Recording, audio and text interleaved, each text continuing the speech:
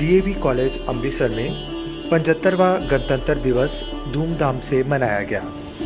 इस अवसर पर प्रिंसिपल डॉक्टर अमरदीप गुप्ता ने झंडा लहराया और देशवासियों को गणतंत्र दिवस की शुभकामनाएं दी। अपने संबोधन में डॉक्टर गुप्ता ने कहा, सभी को ज्ञात है कि आज के दिन ही वर्ष 1950 में भारत को अपना संविधान मिला था और आज हमारा देश पूरी दुनिया में सबसे बड़ा लोकतंत्र देश होने का गौरव प्राप्त कर चुका है। इस बार सेंट्रल गवर्नमेंट ने भी जो थीम लिया है गणतंत्र दिवस को मनाने का, वो एक विकसित भारत और भारत जो कि लोकतंत्र, मातृ लोकतंत्र है, मदर ऑफ डेमोक्रेसी, ये हमारा थीम है। हमारा संविधान हम सभी को, सभी भारतवासियों को एक जैसा हक और एक जैसा फर्ज प्रदान करता है। हमारा संविधान सभी भेदभावों को मिटाने वाला संविधान है। मैं इस अवसर पर हमारे संविधान के निर्माता डॉक्टर बी.आर. अम्बेडकर जी को नमन करता हूं और साथ ही श्री प्रेम बिहारी नारायण रायजादा, जिन्होंने हमारे संविधान को हस्तलिखित रूप में प्रस्तुत किया और उनको 6 मास लगे हमारे संविधान को लिखने में, उनको भी नमन करता हूं। भारत ने आज़ादी के बाद बहुत ही कठिन रास्ते पे बहुत लंबा सफर तय किया है और इतनी विविधताओं के बावजूद, चाहे वो धर्म की हो, चाहे वो जाति की हो, चाहे वो मान्यताओं की हो, भारत ने एकजुट होकर लोकतांत्रिक ढांचे को कभी भी टूटने नहीं दिया और ये हमारे देश की सबसे बड़ी उपलब्धि है। हम देखते हैं कि छोटे छोटे देश या बहुत पुराने देश भी जाति धर्म के आधार पर जब डेमोक्रेसी से हटते हैं तो उनका विनाश होता है। भारत ने अपने लोकतांत्रिक ढांचे को कभी भी टूटने नहीं दिया और इस उपलब्धि पर हम सभी भारतवासियों को गर्व होना चाहिए। प्यारे श्रोताओं, हम सभी ने 1947 से लेकर आज तक का इतिहास भी पढ़ा है और कुछ वक्त हमने देखा भी है। उसमें भारत ने बहुत सारी हर एक क्षेत्र में एक उपलब्धि हासिल की है, चाहे वो जीडीपी हो, जो कि 1947 से आज भारत 5वां देश है जो कि इकोनॉमी में आता है।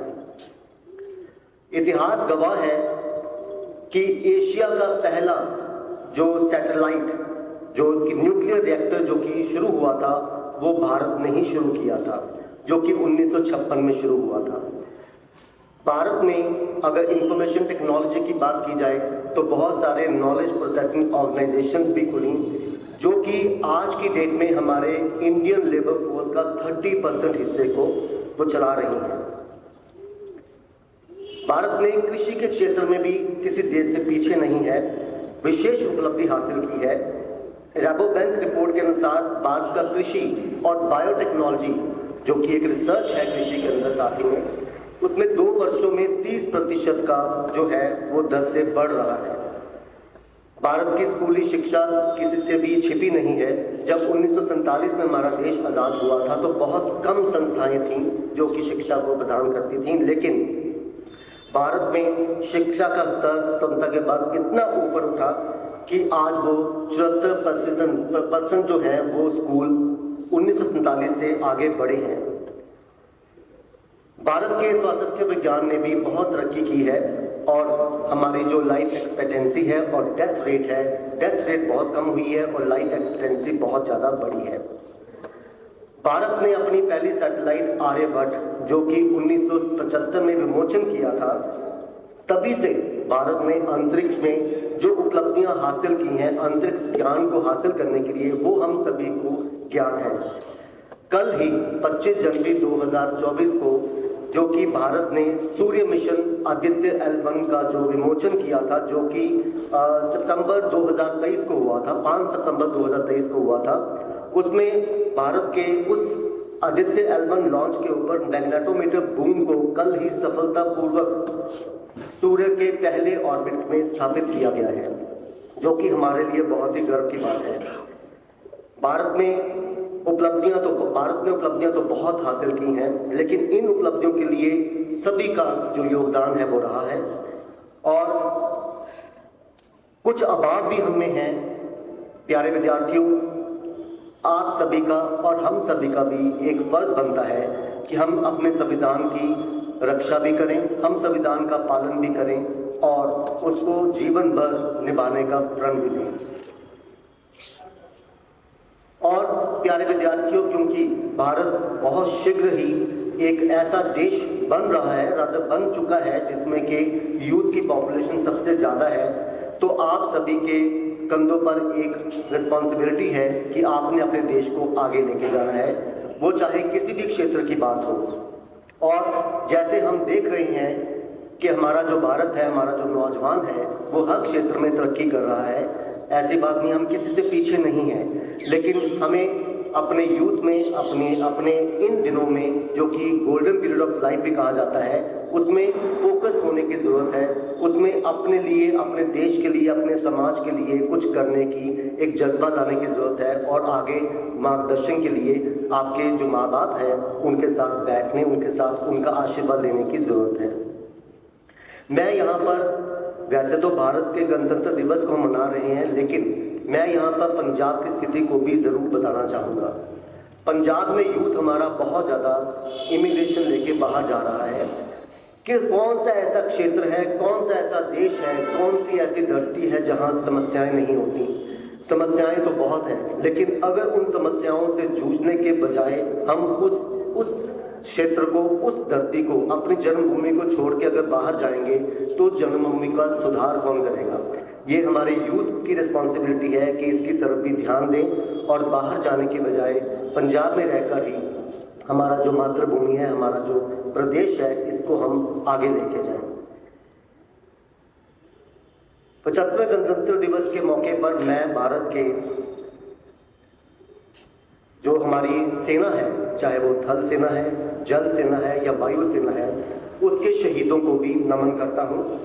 और सभी जितने भी हमारे शहीद रहे हैं, उन सभी को दिल की गहराई से नमन करता हूँ और अपने देश के लिए, आप सभी के लिए शुभकामनाएं भगवान से प्रार्थना करता हूँ। जैसा कि मैंने कहा कि संविधान की संरक्षण करना भी हमारा फर्ज है, उसके लिए मैं कुछ पंक्तियाँ कहना चाहता हूँ कि राष्ट्र के लिए मान सम्मान रहे, हर एक के दिल में हिंदुस्तान रहे। देश के लिए 1-2 तारीख नहीं, संविधान की पालना के लिए हर सांस रहे। जय हिंद। कार्यक्रम के अंत में एनसीसी कैडेट कशिश ने अपनी देशभक्ति की रचना से सबको मंत्रमुग्ध कर दिया। प्रणाम, मैं भी वही हूँ जो आप हैं, माँ भारती की संतान। मेरी शिराओं में भी उन तपस्वियों का तेज भरा है। आज अपना परिचय मैं इसलिए दे रही हूँ क्योंकि प्रणाम करके परिचय देना हम भारतवासियों की परंपरा है। भारत, मैं उस भारत से आती हूँ जिसके होठों पे गंगा और हाथों में तिरंगा है। वो भारत जो कभी सत्यम शिवम सुंदरम, कभी वंदे मातरम और कभी पंजाब सिंध गुजरात मराठा द्राविड़ उत्कल बंगा है। मेरा भारत उन ठुकराए हुए शरणस्थलियों की जगह बन जाता है जो 7 समंदर पार रह रहे परदेशियों को भी सिस्टर्स एंड ब्रदर कह के बुलाता है। मैं उस भारत से आती हूँ जो विश्व को हितोपदेश और कर्म योग सिखाता है, लेकिन खुद कभी अपना पराया नहीं सीख पाया है।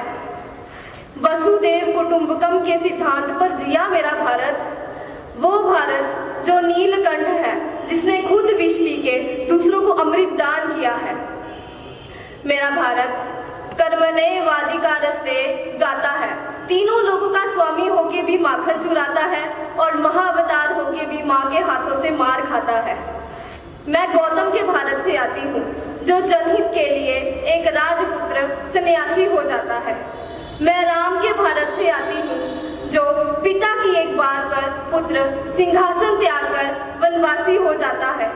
मैं उस भारत से आती हूँ जो स्त्री को उसके स्वाभिमान से पहचानता है, एक कुंवारी माँ महासती कुंती को माता कह के बुलाता है और 5 पतियों वाली द्रौपदी को देवी कह के बुलाता है।